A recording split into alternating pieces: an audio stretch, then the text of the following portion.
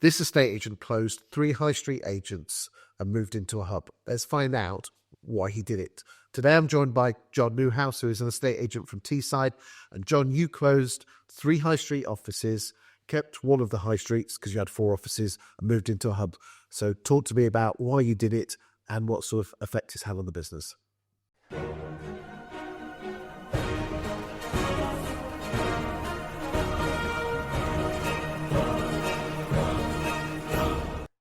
The catalyst in total honesty was cash. So we were a successful business in relation to market share, activity, most things. I think when you've got scale and you've got one office that's suddenly not doing as well, or one office, you can have this sort of one robs the other. We had 3 offices that were in a relatively small, as a station tends to be, relatively small postcode area, 5 miles of each other. And we had these 3 offices, and we were starting in 23 market. Obviously, we'd had a lovely period post-COVID, and we were getting this scenario where our cost base was there and our exchanges were a little bit, up and down. And so, a month that didn't hit the target for exchanges, led you in. So it wasn't that we were in trouble, but cash, became a little bit up and down. Absolutely no help from the banks, even though we sort of asked for short term things like that, So it became, in honesty, there were some months that were a little bit squeaky bum that we didn't like. It was very stressful.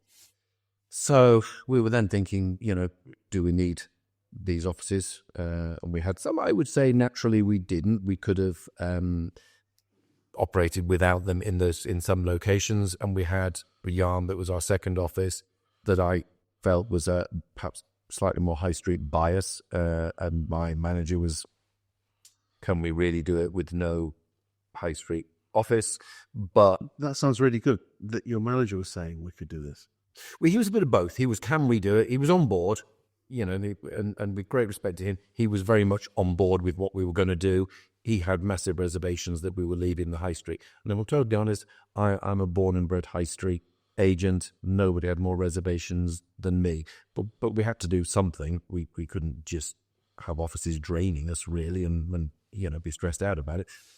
So we decided we were going to close 3. So that was June 23. We decided we were going to close the 3 offices, and we were going to move them into one central on a business park. And why not close all 4? Stokesley was the original. We owned the building. And Stokesley is a market town. An awful lot of our clientele are older. We have enough trouble getting them to do email and WhatsApp, let alone anything else. So we do get people coming in. Actually, when we opened Stokesley, it's not in the high street. It's just literally, and Stokesley's not massive. It's in the high street. And all our competitors were very much, they're not on the high street, even though we were just slightly tucked away. And actually, ironically, they still say now, they're not in the high street. And the other offices, because of the postcode areas they covered, they were strategically, Stokesley's North Yorkshire, the other 3 were Teesside. And so it made sense for those 3 to be amalgamated. And we had good, staff. We did go through some redundancy, which was a really wholly unpleasant experience, saying goodbye to people. But is that the first time you made people redundant? Mm-hmm. Yeah. What advice would you give to someone making them redundant? Be strong. You've got to go through the consultation. I did it all. I didn't, want anyone else to come in and do it for me. We had HR people, but I didn't want them to be that sort of faceless. I wanted to look them in the eye and tell them, So how many did you have to let go? We let 4 people Out of a total number of... 17 at the time. Okay. You moved into a hub. Yeah. So you got 1 high street office and 1 hub. Yeah. How's business been? Fabulous. So we have 5 staff in the hub, 2 valuers, 3 negotiators, and we opened effectively properly opened in September 23, and then as we'd closed last year, we'd done a little bit more actually business from that 1 office than we'd done from having 3 high street offices. So we did have the advantage. I mean, when we did it, you put together something for us to spin the positive notes on it, which great. We also did have a pretty strong reputation as an agent. We weren't cold by any It means. just shows you that the high street is not the be-all and end-all, but you have to do other things in other areas to make up for it. Yeah, we had one in that time. We had only one client, so we did very much hit it straight on. We rang all the clients to say this is what we're doing. We gave it the positive spin, why we're doing it, and they were very much on board. And actually, a lot of people were saying to us at the time, "Yeah, great idea. I don't know why I've done it before." And so I think we had one person leave us. Obviously, our competitors were, hitting us left, right, and centre with they're not on the high street, but we retained. But we'd also built up at that point in time. We started our social media journey early, I would say. Excuse me.